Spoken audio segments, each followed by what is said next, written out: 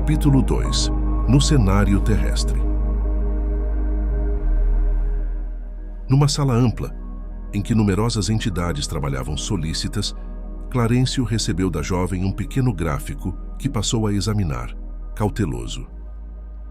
Em seguida comentou espontâneo: ainda agora falávamos de responsabilidade. Eis um fato que nos ilustra os conceitos. E exibindo o documento que trazia nas mãos, explicou: temos aqui uma oração comovedora, que superou as linhas vibratórias comuns do plano de matéria mais densa. Parte de uma devotada servidora que se ausentou de nossa cidade espiritual há precisamente 15 anos terrestres para determinadas tarefas na reencarnação. Não seguiu, porém, desassistida. Permanece sob nossa orientação. O nascimento e o renascimento, no mundo sob o ponto de vista físico, jazem confiados a leis biológicas de cuja execução se incumbem inteligências especializadas. Contudo, em suas características morais, subordinam-se a certos ascendentes do espírito. O ministro deteve-se alguns instantes, analisando a pequenina e complicada ficha. Todavia, como se provocasse a continuidade da lição que recebíamos, meu companheiro considerou: mas indiscutivelmente na reencarnação há um programa de serviço a realizar.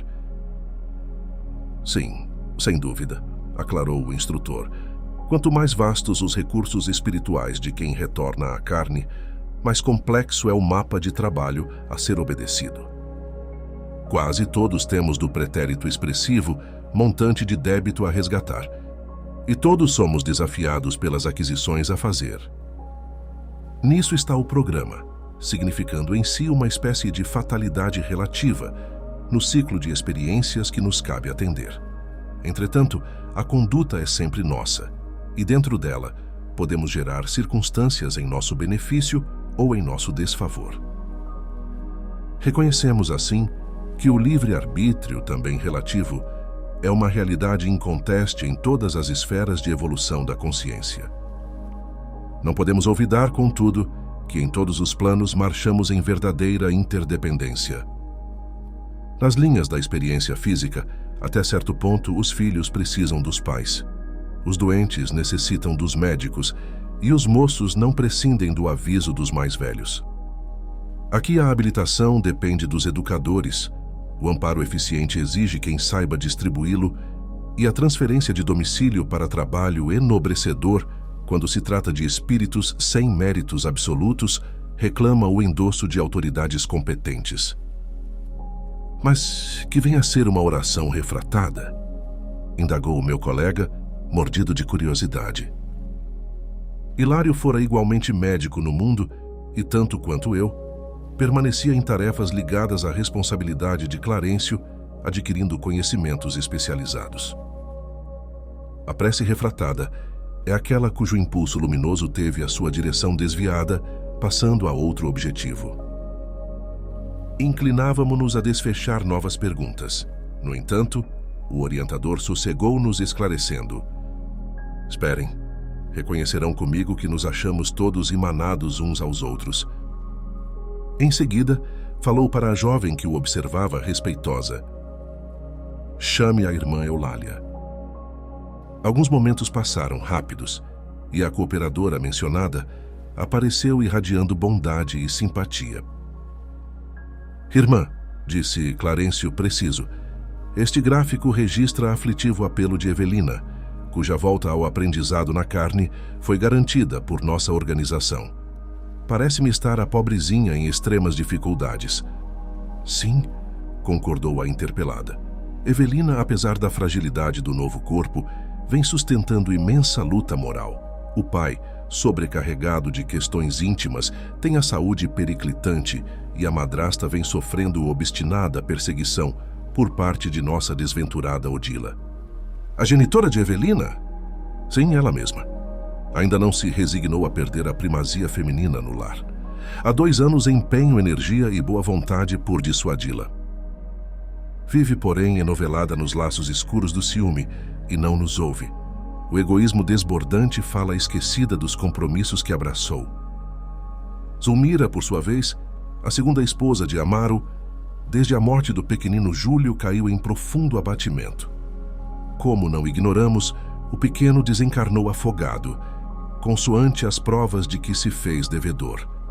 A madrasta, contudo, que chegou a desejar-lhe o desaparecimento por não amá-lo, encontrando-se sob as sugestões da mulher que a precedeu nas atenções do marido, cresce culpada. Evelina, depois de perder o maninho em trágicas circunstâncias, acha-se desorientada entre o genitor aflito e a segunda mãe, em desespero. Ainda anteontem pude vê-la. Chorava comovedoramente diante da fotografia da mãezinha desencarnada, suplicando-lhe proteção. Odila, porém, envolvida nas teias das próprias criações mentais, não se mostra capaz de corresponder à confiança e à ternura da menina.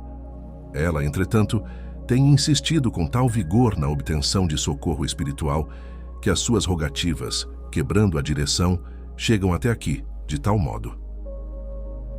Reparávamos o pequeno gráfico em silêncio. Sustando a pausa longa, o ministro fixou Hilário e indagou: compreendem agora o que seja uma oração refratada? Evelina recorre ao espírito materno, que não se encontra em condições de escutá-la, mas a solicitação não se perde.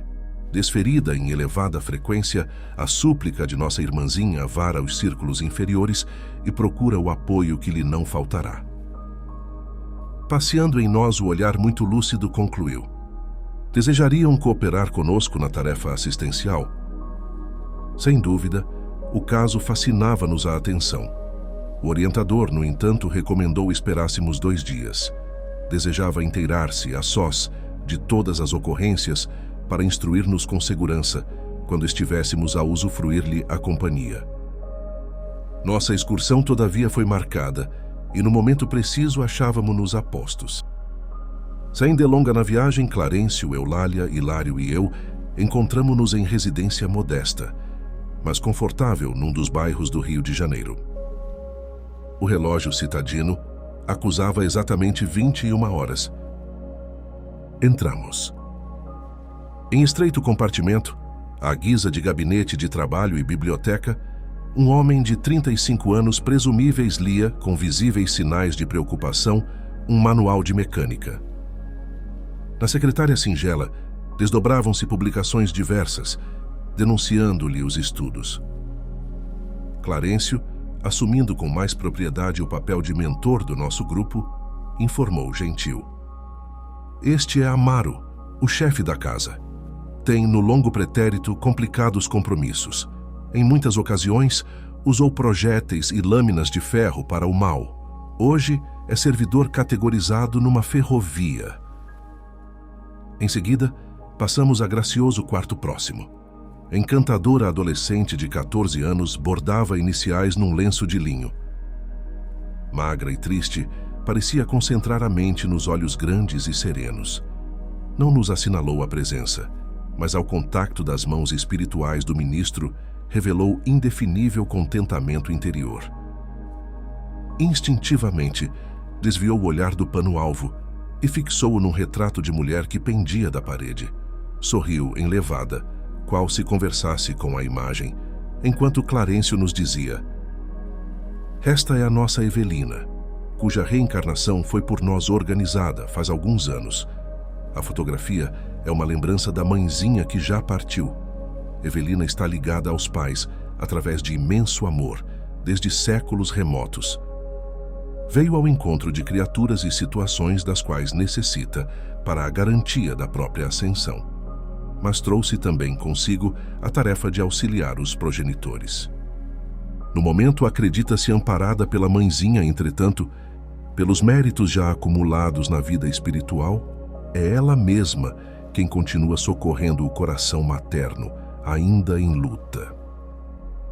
Abracei comovido a mocinha estática, que se guardava em luminoso halo de tranquilidade, e por alguns instantes meditei na grandeza do amor e na sublimidade da oração.